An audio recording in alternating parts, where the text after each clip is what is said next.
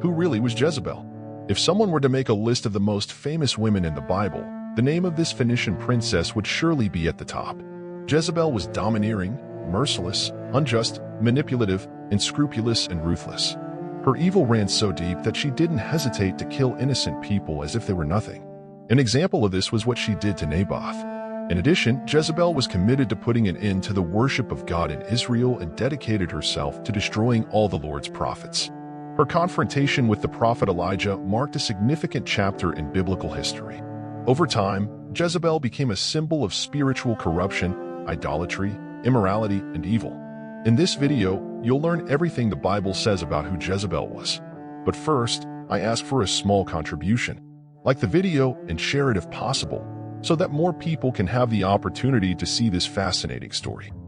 Who was Jezebel? The story of Jezebel in the Bible is recorded between chapter 16 of the first book of Kings and chapter 11 of the second book of Kings. Jezebel was the wife of Ahab, king of Israel, from 874 to 853 BC. But before we talk about the horrible things Jezebel did in the kingdom of Israel, we first need to understand her past. The Bible tells us that Jezebel was the daughter of Ethbaal, king of the Sidonians, who ruled all of Phoenicia. So, although she became royalty in Israel, she was a foreign woman, descended from a Phoenician clan. Her father's name, Ethbaal, which means Baal is alive, gives us an idea of the influence he had in his family. Ethbaal ascended the throne after killing his predecessor and reigned for around 32 years. According to the Jewish historian Flavius Josephus, Ethbaal was also a priest of the gods Astarte and Melkart. Jezebel might have gone unnoticed by history if it hadn't been for her illicit marriage to the heir of Israel's King Omri. This marriage was made to seal a political-economic alliance between the two states. It is believed that this marriage took place as a form of compensation for Damascus' hostility towards Israel, in an agreement promoted by Omri's father, Ahab. What happened after this marriage ensured that Jezebel's name would forever be infamous. The union between Jezebel and Ahab was the height of wickedness and apostasy in Israel. Ahab's crimes surpassed those of any of his predecessors. The Bible explains that Jezebel was a devout worshiper of Baal and Melkart, the gods worshipped in Phoenicia. When she married Ahab, an agreement was made for Jezebel to continue worshiping her native god in Samaria, her new home. Jezebel then convinced Ahab to build shrines for the worship of his god. In doing so, she brought hundreds of priests and prophets of her pagan religion to Israel, leading the people into apostasy. She had 450 prophets of Baal and 400 prophets of the goddess Asherah, as we read in the first book of Kings, chapter 18, verse 19. Jezebel had a strong and domineering personality. In addition to her religious fanaticism, she was impulsive and violent. Initially, her main demand was that her god should have the same rights as the God of Israel among the people. But in reality, Jezebel wanted to completely extinguish the worship of the Lord in Israel. She then began to persecute the prophets of the Lord, ordering the death of all those who opposed her idolatry. Consequently, the biblical text records that hundreds of prophets were massacred. The biblical narrative clearly shows that she exerted a strong influence on Ahab. When the king allowed Jezebel to act as she pleased, she had 3 children with the king of Israel, Azariah, Joram, and Athaliah. There is some debate as to whether or not Jezebel was Athaliah's mother. She also instructed her sons according to her practices. Athaliah, for example, brought her reprehensible worship to Judah when she married Joram, son of Jehoshaphat, and almost ended David's dynasty, as recorded in the second book of Kings, chapter 11, verse 1. It was in this context of terrible tension that the prophet Elijah unexpectedly appeared in biblical history, becoming Jezebel's greatest enemy. He disapproved of their pagan customs in one of the best-known episodes in the Bible. The prophet Elijah held a contest on Mount Carmel to prove who was the true God. On that occasion, fire fell from the Lord and the prophets of Baal were massacred, as recorded in 1 Kings, chapter 18. Even with the real proof of God's power and the massacre of his prophets, Jezebel did not diminish her idolatry. On the contrary, her persecutory hatred intensified. She threatened the prophet Elijah, who had to flee to Mount Horeb. This episode illustrates the level of evil involved in Jezebel's story. One of the most shocking episodes involves the story of Naboth.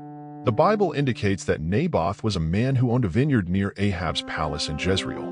The problem began when Ahab coveted Naboth's vineyard, but the man refused to trade it.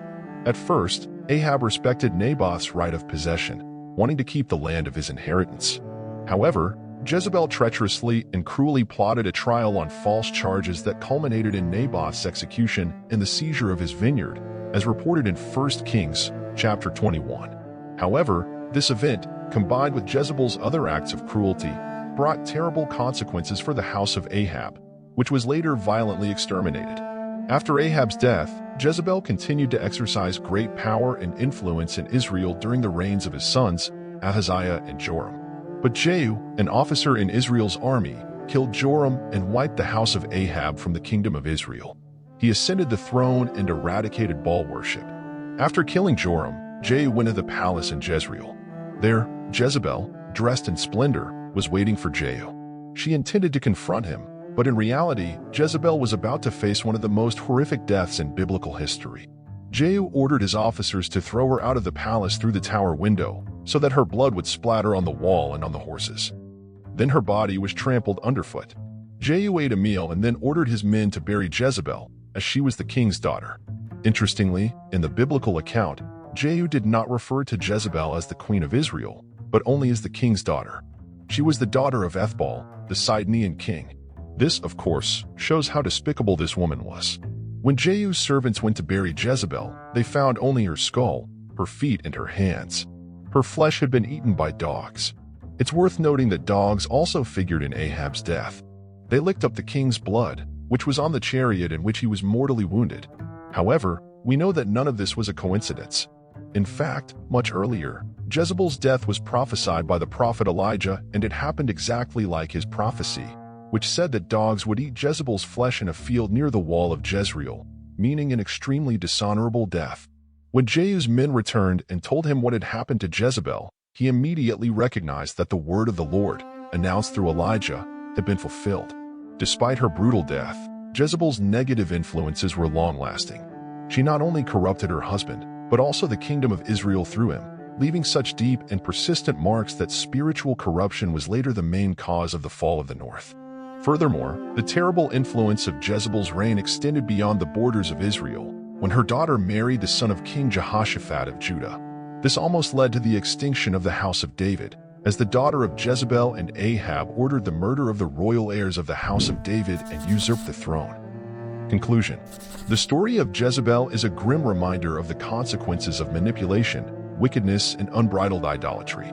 Her sinister figure has become a symbol of apostasy and immorality, representing everything that opposes God's will.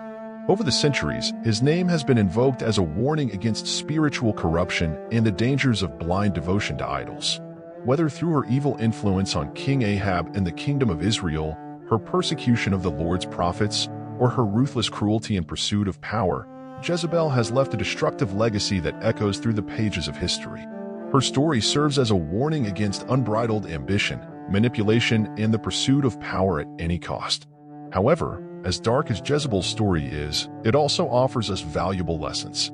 It is a reminder that the choices we make have consequences and that the unbridled pursuit of power and personal satisfaction can lead to ruin not only for us individually, but also for those around us. As we reflect on the story of Jezebel, we are challenged to examine our own lives and ask ourselves whether we are following God's ways or straying into the paths of idolatry and injustice. It is an invitation to seek truth, justice, and righteousness in all our actions, instead of giving in to the temptation of selfishness and greed. Therefore, when we are confronted with the story of Jezebel, we are reminded of the importance of remaining faithful to the moral and spiritual principles we have been taught. We must resist the temptation to follow in the footsteps of those who choose evil and instead seek to live a life that honors God and promotes the well-being of everyone around us. If you already know Jezebel's story and have some thoughts on her bad example, I invite you to share them in the comments. After all, it is through dialogue and reflection that we can learn and grow together on our spiritual journey.